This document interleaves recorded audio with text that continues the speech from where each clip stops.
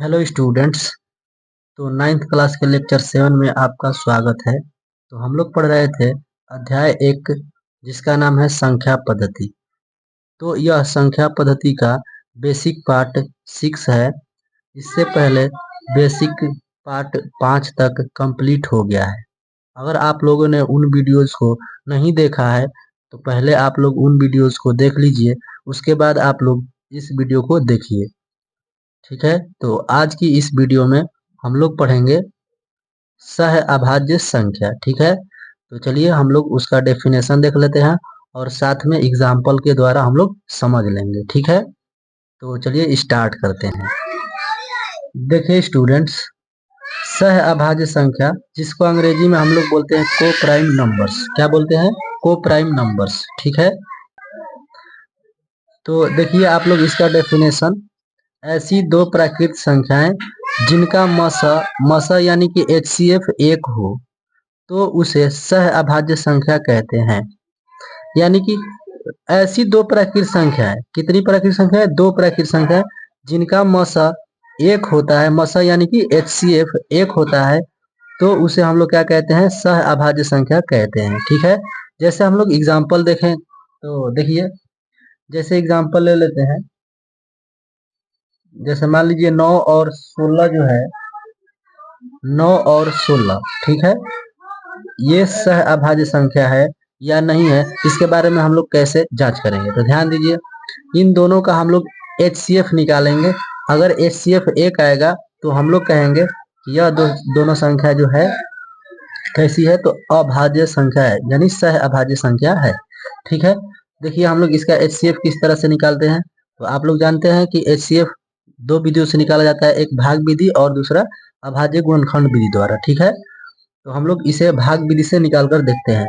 देखिए भाग विधि में क्या किया जाता है कि छोटा जो रहता है उसको हम लोग भाज्य लिखते हैं, नहीं भाजक लिखते हैं। ठीक है, और जो बड़ा रहता है संख्या उसको हम लोग भाज्य लिखते हैं, यानी कि उसको अंदर लिखते हैं। बड़ी संख्या को अंदर लिखते हैं और छोटी संख्या को बाहर लिखते हैं। ठीक है, तो यहाँ से 9 से ये 16 कितना बार में जाएगा? तो एक बार में, 9 एकम 9, तो यहाँ से क्या बचेगा? 7 बचेगा। देखिए 9 से ये 7 क्या है? छोटा है, तो हम लोग इस बार क्या करेंगे? 7 को भाजक बना लेंगे और ये 9 को भाज्य बना लेंगे। ठीक है, तो देखिए 7 से ये 9 कितने बार में चला जाएगा? तो 7 से ये एक बार में जाएगा। ठीक है, तो 9 में से 7 घटेगा तो कितना बचेगा यहाँ पर? तो 2 बचेगा। ठीक है, अब देखिए ये 7 से तो 2 छोटा हो गया ना, तो भाग नहीं जाएगा। इसका मतलब 2 को हम लोग बाहर करेंगे और 7 को अंदर कर लेंगे। ठीक है, तो 2 से ये कितना बार में जाएगा? तो 2 से 3 बार में जाएगा, 2 तिहाई 6। 7 से 6 घटेगा तो कितना बचेगा? 1 बचेगा।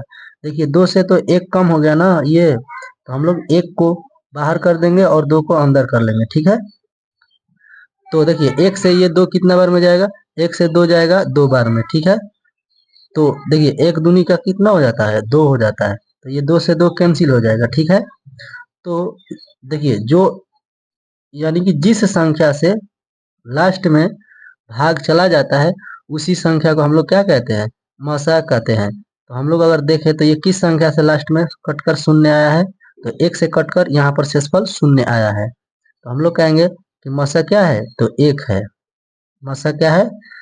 तो 1 है। ठीक है, यहाँ पर जो लास्ट में बचेगा वही क्या हो जाएगा? आंसर हो जाता है। तो देखिए हम लोग इसका मौसा निकाले तो कितना आया है? तो 1 आया है। हम लोग कह सकते हैं कि 9 और 16 कैसी संख्या है? तो सह अभाज्य संख्या है। ठीक है, अगर और एग्जाम्पल ले तो कैसे हम ले सकते हैं? तो ध्यान दीजिए, जैसे मान लीजिए हम लोग ले लेते हैं 3 और 14। ठीक है, इसके बाद हम आपको बताएंगे कि आपको कैसे एग्जाम्पल लेना है। ठीक है, और आप भी बता सकते हैं, एकदम चुटकियों में बता सकते हैं कि दो प्राकृत संख्या जिनका मौसा 1 हो। ठीक है, तो देखिएगा कैसे। तो देखिए इनको हम लोग जांच कर लेते हैं कि यह सह संख्या है या नहीं है। तो हम लोग इसके लिए क्या करेंगे? 3 को बाहर लिखेंगे और 14 को अंदर लिखेंगे। ठीक है, 3 से ये 14 कितना बार में कटेगा? तो 4 बार में, 3 चौका 12। ठीक है, यहाँ पर बचेगा कितना? तो 2 बचेगा। और देखिए 3 से ये 2 छोटा है तो 2 को बाहर रख लेंगे और 3 को अंदर कर देंगे। ठीक है, तो ये 2 से कितना बार में जाएगा? तो 1 बार में चला जाएगा। ठीक है, 2 एकम 2, 3 में से 2 घटेगा 1 बचेगा। ठीक है, अब क्या होगा कि ये 2 अंदर चला जाएगा और 1 बाहर हो जाएगा। एक से ये 2 बार में कट जाएगा, तो यहाँ पर क्या आ गया, शेषफल 0 आ गया। तो किससे कटाने पर शेषफल 0 आया है, तो 1 से। तो यहाँ पर इन दोनों का मसा कितना आ गया, 1, यानी यही मसा होता है।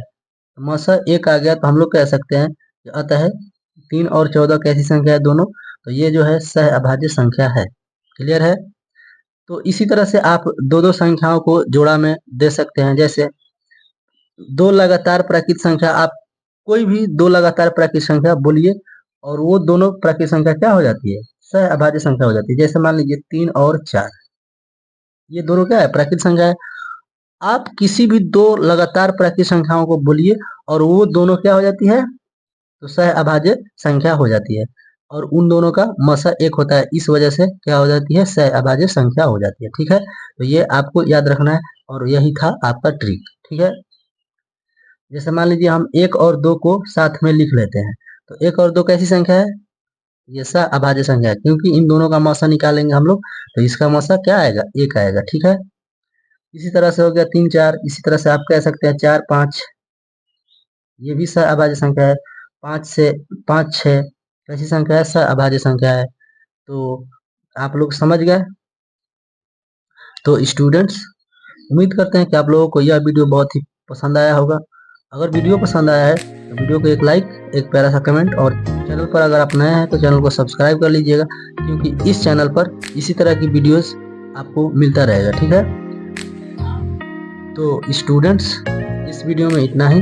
आप लोग इसका स्क्रीनशॉट लेना चाहते हैं तो आप लोग इसका स्क्रीनशॉट ले लीजिए और अपना नोट्स तैयार कीजिए। ठीक है, तो चलिए हम लोग चलते हैं, इस वीडियो में इतना ही।